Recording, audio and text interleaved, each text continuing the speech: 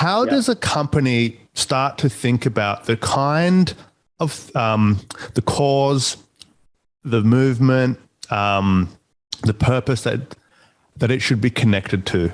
Because it seems like, yes, it's definitely risky to not take action, but that's kind of the known entity, right? To take action in a specific area feels like it would be very scary for lots of executives, right? And so how do you start thinking about, so how do you connect the brand to some purpose? Well, I think, so let's just get some definitions down first, if we can. Yes. So purpose is, what is the higher order idea that your organization is working towards that is beyond dollars and cents? Like, it's typically like, what's the soul of the organization? Why are you existing more than making money? And you'd be surprised at how many leaders out there actually are really passionate about climate, sustainability, mental health, financial well-being, like real issues that they come across through their employees or their customers or the communities within which they work. Those things are pretty normal. And I think today leaders realize they've got to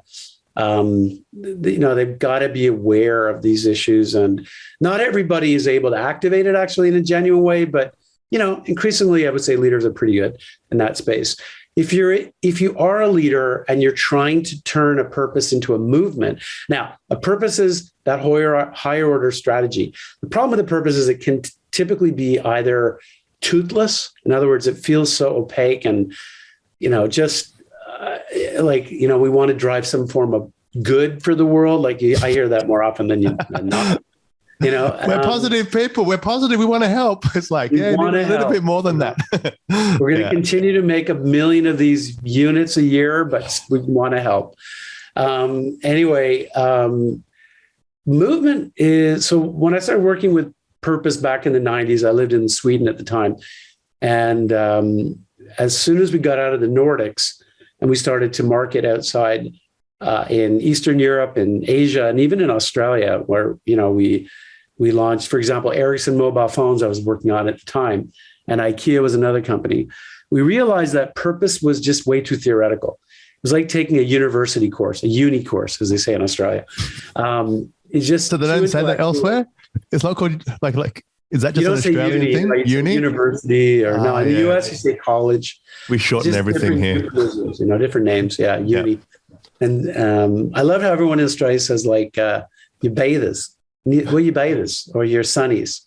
They have like, your sunnies. Yeah, sunnies. They're called swimmers, not bathers. Swimmers. Bathers. Well, or bathers. Swimmers. Yeah. So purpose is a bit theoretical, and movement is about activating that purpose, like a social movement. Any movement, of like, women's movement or, the Black Lives Matter movement, whatever movement you can immediately go to, that's kind of what a movement is. So how do you take a strategy like a purpose, turn it into an activation plan that people just genuinely and intuitively feel like they're a part of it, they get it, they're emotionally connected, they're passionate advocates. That's kind of what we're doing with this movement thinking.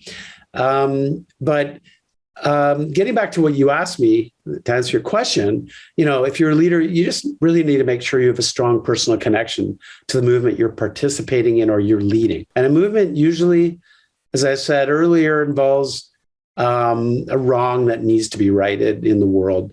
So it needs to be something that you're super passionate about and that you have a personal affinity for. And also importantly, you can connect back to your organization in some way.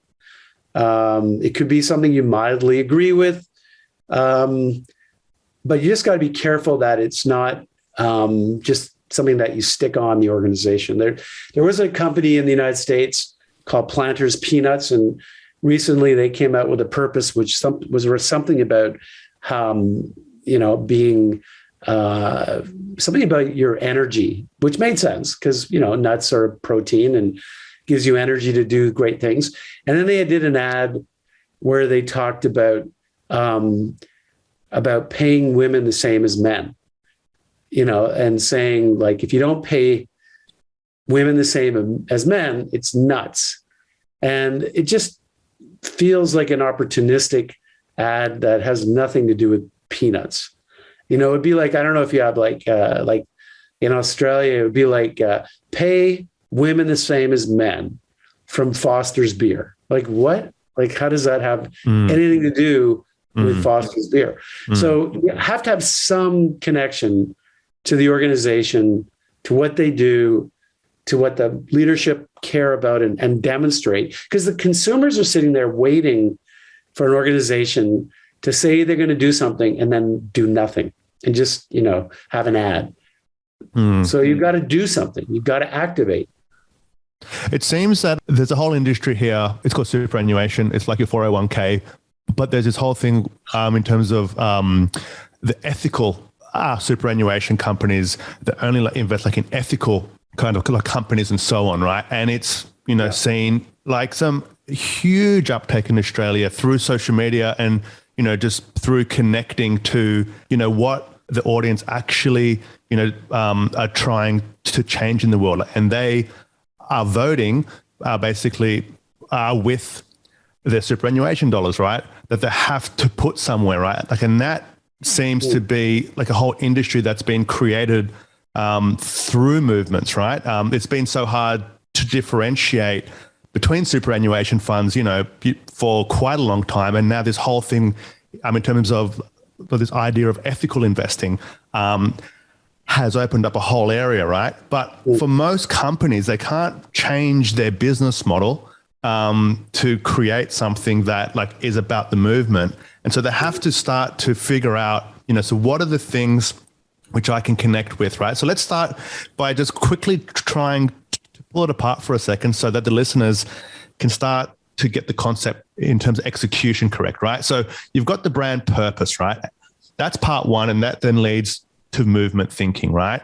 So if I'm trying to figure out the brand purpose, who in the company needs to be brought into that? Because it feels like the bigger the company, the more stakeholders, the more opinions, the more diverse the possible purposes could be, right? So, so what's a way that companies can start thinking about, trying to identify their brand purpose? Well, to answer the first part of that question, it has to be the very top. It has to be the CEO.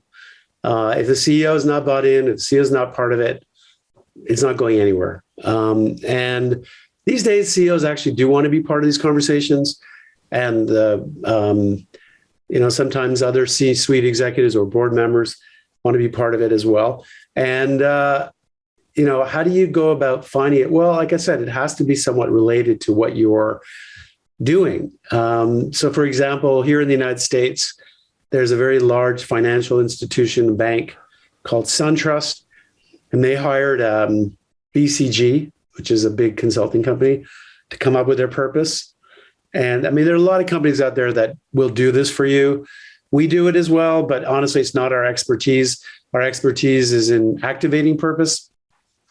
But in the case of SunTrust, they worked with BCG and they developed a purpose which was called lighting the way to financial well-being. Lighting the way to financial well-being. That was their purpose. And, it's a bit of a mouthful, hard to remember. Keep in mind that a lot of tellers in banks are high school educated. So what does this mean to me? What does it mean to my family? Lighting the way to financial well-being. It's a bit theoretical, perhaps. The good thing about it is it's about the consumer. It's about the end user. It's about lighting their well-being. It's about steps towards helping them, achieve financial well-being. So there's a lot of good things in there, but the phrase is a bit heavy, hard to remember, difficult to share in a peer-to-peer world internally inside an organization. So we came up with a movement called On Up. And the On Up movement was against financial stress and for financial confidence. And we set out to help Americans find financial confidence. And we said, we are going to generate 5 million participants in this movement within 5 years. We ended up generating 6.5 million in this movement in 3 years. So it was a huge success for a bank. Can you imagine? A bank actually starting a social movement to drive some form of positive change in society. So it can actually happen. And that should give you a good example of what I mean by a purpose. Can be a little theoretical, that then is activated with a purpose. With the movement. Yeah, with the movement.